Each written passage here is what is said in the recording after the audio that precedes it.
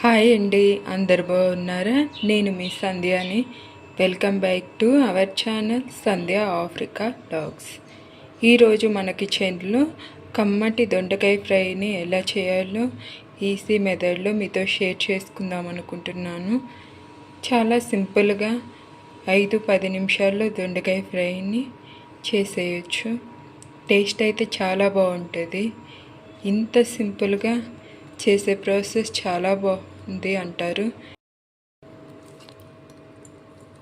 ఎప్పుడు చేసినా టేస్ట్ పర్ఫెక్ట్గా వచ్చేలా సింపుల్ మెథడ్లో ఈ దొండకాయ ఫ్రైని ఎలా చేయాలి ఇప్పుడు చూద్దాం. దొండకాయ ఫ్రైలోకి కావాల్సినవి 1 kg దొండకాయలు తీసుకున్నాను. అలాగే 1 ఆనియన్ తీసుకున్నాను. 4 వెల్లుల్లిపాయలని ఇలా పప్పుతో దంచి తీసుకున్నాను. కొంచెం కరివేపాకు, 4-5 ఎండుమిర్చి తీసుకున్నాను. స్టవ్ ఆన్ చేసి స్టవ్ మీద ప్యాన్ హీట్ అయినాక ఆయిల్ యాడ్ చేసుకున్నాం.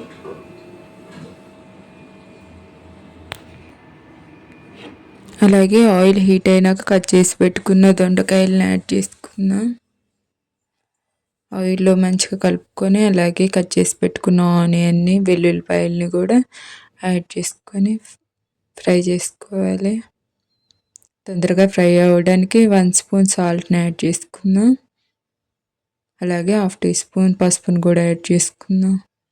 మొత్తాన్ని కలుపుకుంటూ ఫ్రై చేసుకుందాం. మంచిగా మాడిపోకుండా 2 నిమిషాలకు ఒకసారి ఇలా ఫ్రై చేసుకుందాం.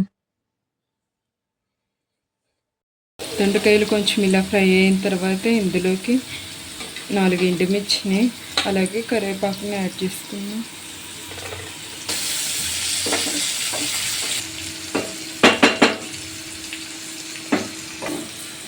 రెండు నిమిషాలకు ఒకసారి ఇలా కలుపుతూ మంచిగా ఫ్రై చేసుకోవాలి, మాడిపోకుండా ఉంటాయి. ఇలా దోరగా ఫ్రై అయిన తర్వాత తాలింపు గింజలను యాడ్ చేసుకుందాం. ఫస్ట్లో యాడ్ చేస్తే మాడిపోతాయి అని మధ్యలో యాడ్ చేస్తున్నాను నేనైతే. ఇలా మంచిగా ఫ్రై చేసుకోవాలి. ఫైనల్గా 2 స్పూన్స్ కారాన్ని అయితే యాడ్ చేసుకున్నాం. ఫ్రై చేసుకున్నాం 2 minutes. ఇలా మంచిగా కలుపుకుంటూ ఫ్రై చేసుకున్నాం.